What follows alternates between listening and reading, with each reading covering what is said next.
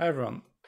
Today we'll deploy our application because we have already achieved a state that I would call a minimum viable product for us. So a state of our application where we have all the basic functionality.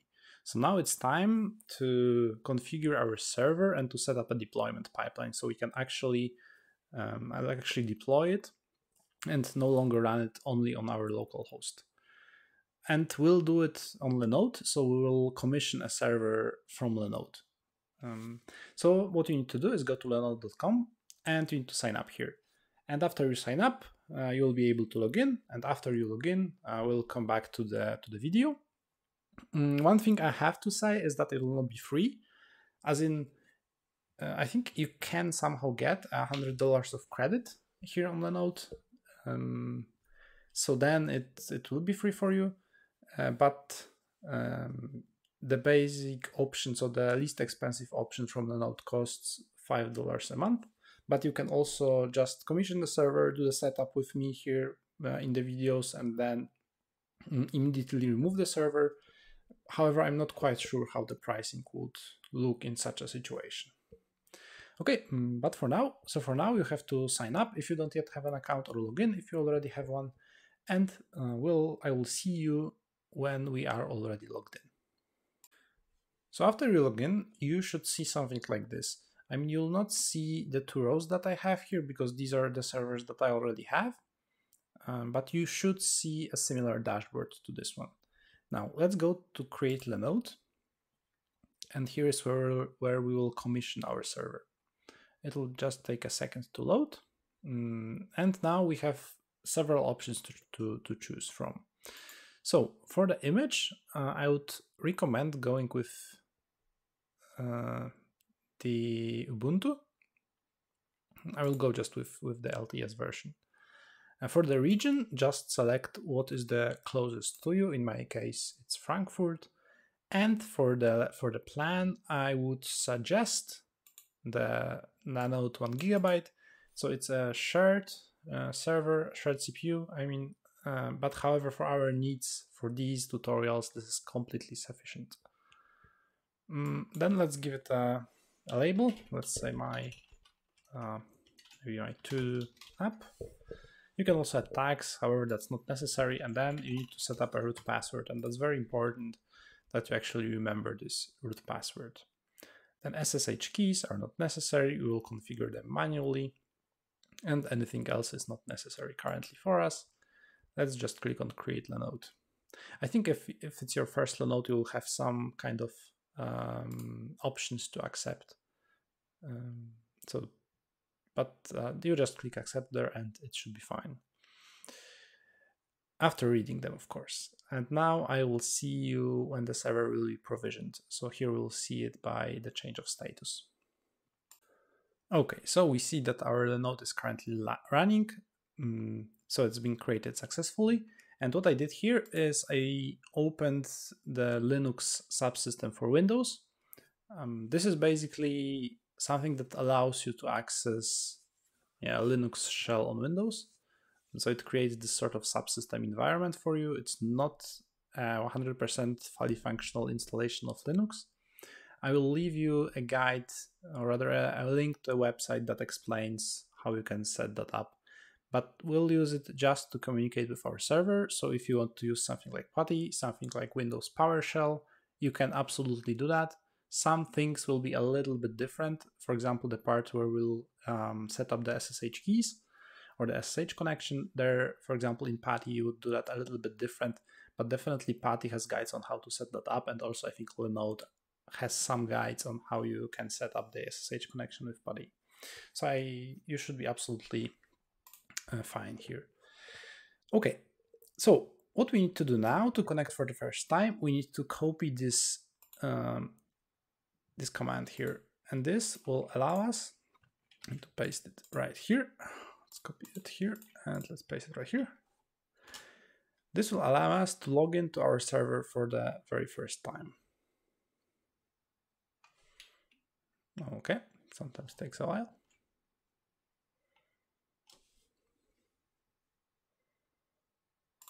Okay, for some reason the first connection failed. However, I tried for the second time, and this time it just asks us if we are sure that we want to connect, and this is normal. This will always ask you if you connect to a server for the first time.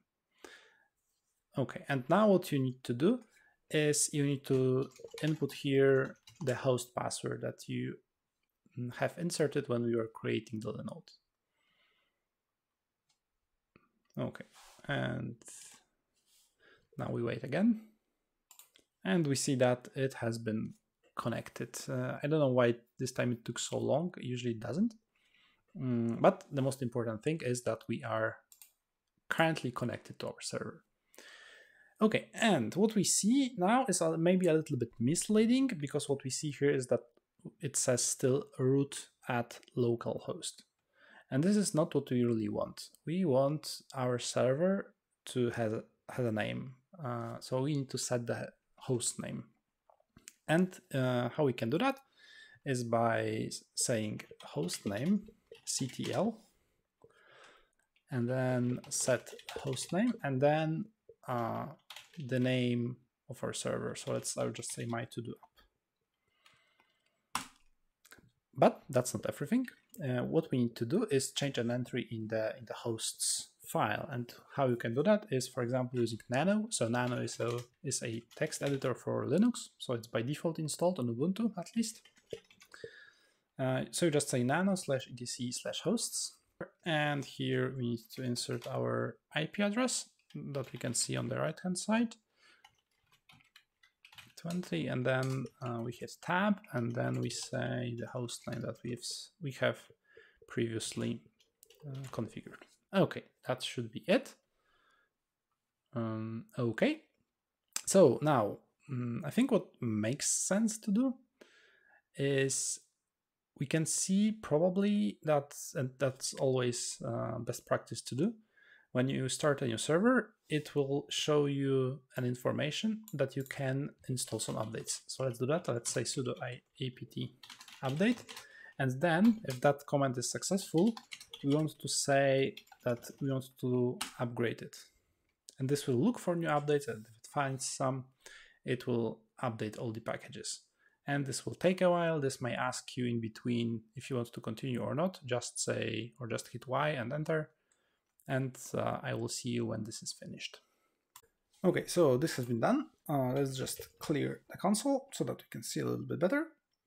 And let's currently add a user. So far, we've been logged in using the root user, and this is not what you want to do. This is a user which can do basically everything. And you don't want to be using this user if you can use a different one. Therefore, you would always create a new user, and it's super simple. You say just add user, and then the username, and you set up a password.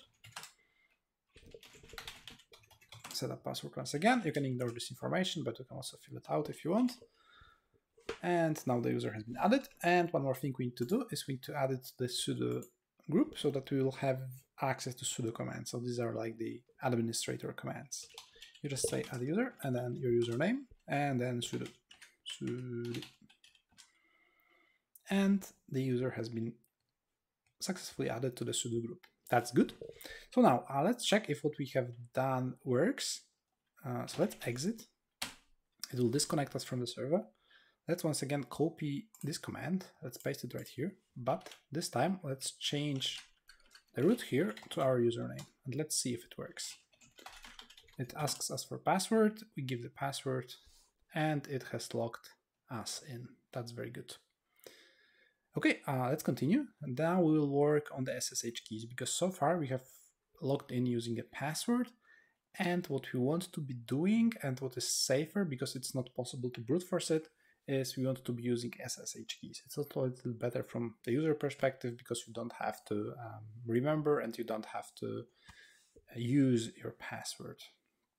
Actually, your password you will have to remember, because sometimes you will need to insert it when you want to execute a sudo command, but you will not need to input it every time you want to log into the server. So let's clear the console, and let's start with the keys. So now what I need to do is I will, for now, start a different console here. Let's get it to the right hand side. So on the right hand side, I'm currently on my local machine, and on the left hand side, I'm on the server. So now let's write something on our local machine, and that's very, very important to do it here. So what we need to do is say SSH keygen -b 4096. So SSH keygen will just generate as a key SSH key pair, so a public and a private key. And once again, if you don't know what these are, I highly encourage you to check that out. But let's hit that. It will ask us in which file you want to save the key. Let's save it with the default, and here we can enter a passphrase. So a passphrase is like a password to your key, but we will not set it up. And we can see that our key has been generated. Okay, so now what we need to do is we need to copy our public SSH key to our server, and we need to add it to something called authorized keys, so that the server has a file which is called authorized keys, and there it has all the public SSH keys that are authorized to connect. Okay, you can do that very easy on Ubuntu if you just say ssh-copy-id, and then you say your username, so the username from the server that we have created, and then say just add, and then you need the IP address of your server. So I'll just grab that once again and copy it here. And you can see it here, and that it has attempted to copy it to our server, and we need to put a password here. Okay. So it even encourages us that we try to log into our machine with the following command. So let's go right here. Let's say exit, and let's try to log in right here. Oh, I think I have here. Now it should work. And you can see that it did not ask us for a password, and that's great. So it means that our attempt works. However, before we move on, let's just very quickly try to find out what happened. So what happened is, if we now inspect everything that we here have on our server in our home directory of our user, we have this .ssh folder. So let's go into it and let's display everything that we have here. And you can see that now we have the authorized keys file. So let's print the whole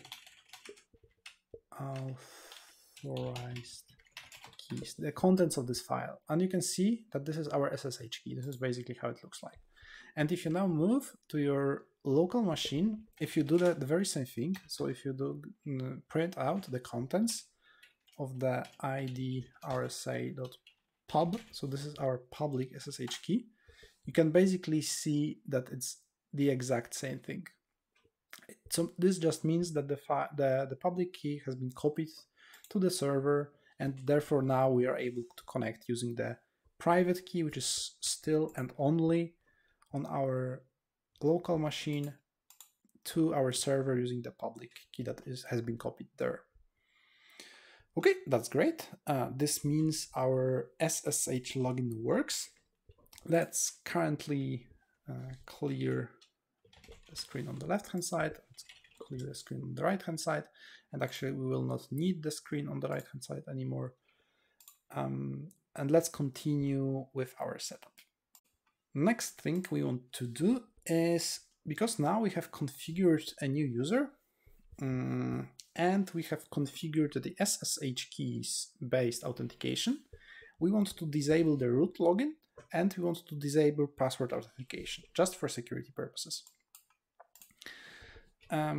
So let's write sudo nano, because we need sudo privileges to edit the file that we are about to edit, /etc/ssh/sshd-config. And it asks us first our sudo password, and currently in this file, let's look for something called permit root login. Yeah, here it is. And let's set it to no, because we don't need that. Currently, we have a user which has the sudo privileges. We don't need to be using the root login anymore. And we want to find another thing, which is password authentication here. Let's say password authentication, no. And this is everything we want to change. So in Nano, you had Ctrl+X to save it, and then you hit Y for yes, and then you hit Enter for the name. And this should work. And currently, let's restart our SSH service. You do it by saying sudo systemctl restart sshd, and our SSH should be now restarted. So what we can test is we can maybe test if it will allow us to log in as a root user, and we can see that the login has been denied for us. Okay, let's go back to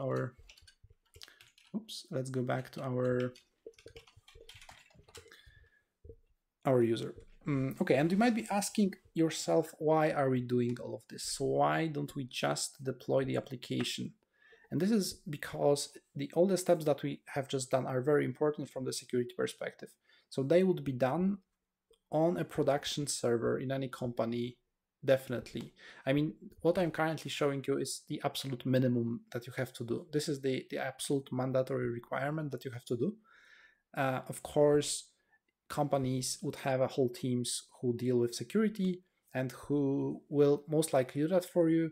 However, it's sort of your job also to be aware of what's happening and to understand it. So now we have successfully set the host name, added a new user, we have set up the SSH keys, we have disabled root login, and we need actually one more thing. We need to configure firewall. A firewall is just a piece of software that will allow or disallow connections outgoing and incoming from the server. We will use something called uncomplicated firewall. You can install it very easily just by saying sudo apt install ufw, asks you for a password, and it's been installed. So now let's configure the firewall. So we want to, for now, we want to allow everything that's outgoing. So if we want to connect somewhere, it will allow us to do so. But if something wants to connect to our server, it will deny the access. So let's say sudo ufw default allow outgoing. Okay, we can see that the default ongoing policy changed to allow, and let's say sudo ufw deny incoming. But currently, what we did is if you remember, we denied all the access from outside to our server, and this is a big problem currently, because we would not also be able to log in using our SSH. Therefore, what we need to do is just say sudo ufw allow SSH. Okay, and we can see that we have updated the rule, and you can always check what is the status currently by saying sudo ufw status, I believe. Status inactive, and that's very important. That's good that I checked. We have to say sudo ufw enable, and this will enable our firewall. And now it even asks you, or it tells you that it can disrupt the existing SSH connections, and if you want to proceed or not. So if we did not execute the sudo ufw allow SSH, it would disconnect us from the server, and we will not be able to connect to the server anymore. I mean, here the Linode gives you the option. You have the somewhere here you can start like a console directly connecting to the server, and this is how you can rescue your server. But here we hit Y, and we can see that the firewall is active. Okay, so let's now check the status, and indeed we can see that only the connections from anywhere on port 22, which is the port used for the SSH connections, are allowed. Okay, so this would be it for our main core setup that we will need. So this was the basic server configuration that you need to do. And in the next episode, we'll go in and we'll work on the deployment of our application. So we'll do that using Docker. Therefore, we will install Docker on the server, and then we'll work on the Docker files and we'll also use Docker Compose to make the deployment of our application on our server. Okay, so thank you very much for today, and I will see you in the next episode.